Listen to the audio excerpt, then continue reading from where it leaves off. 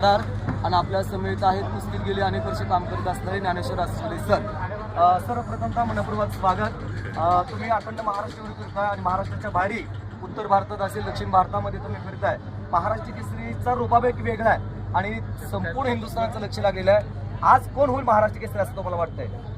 याबद्दल तर मी काय बोलू शकत नाही, कारण की आपण कुस्ती क्षेत्रात काम करतो यूट्यूबर म्हणून. तर आपल्याला सगळी सारखीच पलवान, पण एक निष्कर्ष अंदाज सांगू शकतो, पण ती मी या मीडियाच्या माध्यमातून बोलू शकत नाही. काही बंधने असतात, पण सगळी चांगली पलवान आहेत. महेंद्र गायकवाड, सिकंदर शेख ही चांगली कुस्ती होणार आहे. 2 वेळेस झालेली ती. परत ही मैदानी बऱ्याच जणांची इच्छा होती की सिकंदर आणि महेंद्रची कुस्ती घ्यायचीच, आपल्याला काय करू म्हणाल तेवढं पैसे द्यायला तयार होते, पण हे पहलवान ही कुस्ती कधीच शक्य झालं नाही आणि ही सुवर्ण संधी प्रेक्षकांना मिळणार आहे. आता बाकीच्या कुस्तीपेक्षा ह्या कुस्तीकडे अख्ख्या महाराष्ट्राचं लक्ष आहे, त्यामुळे प्रचंड असं पब्लिक या कुस्तीसाठी येणार आहे. निकाल कधीच सांगू शकत नाही, पण एवढं सांगतो की महेंद्र गायकवाड ताकदीचा जर पुरेपूर वापर करत असतील किंवा तर त्यांना फायदा होऊ शकतो.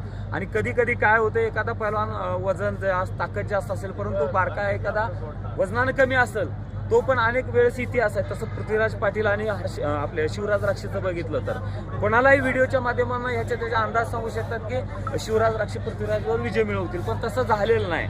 म्हणून कधी कधी वजन ताकदीचाही उपयोग होत नाही.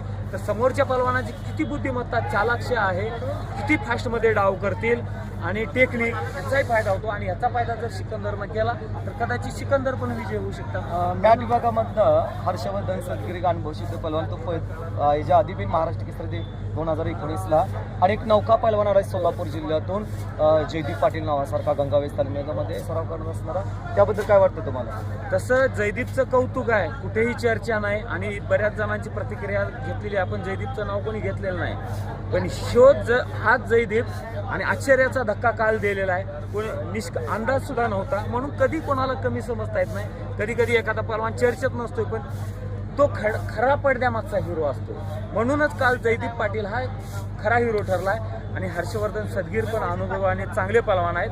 त्या पहलवानासोबत जयदीप पाटील यांची कुस्ती आलेली आहे, त्यामुळे ह्या कुस्तीचा धक्कादायक निकाल पण कदाचित लागू शकतोय. आणि दोन्ही पहलवान आपलेच आहेत, शांत गुणी पहलवान आहेत. दोघांनाही शुभेच्छा. अगदीच लाल मातीमध्ये काम करताना एका पहलवानाचं नाव घेऊन दुसऱ्या पहलवानाला दुखवणे किंवा एखाद्या पहलवान कमी लेखणं हे एका चांगल्या कुस्ती संघटकाचं काम नसतं. त्यांनी ज्ञानेश्वर आसवले सर वडंगेकर यांनी फार सुंदर विचार मांडले. आपल्याला हा थरार पाहण्यासाठी सायंकाळच्या सत्रासाठी यावं लागेल.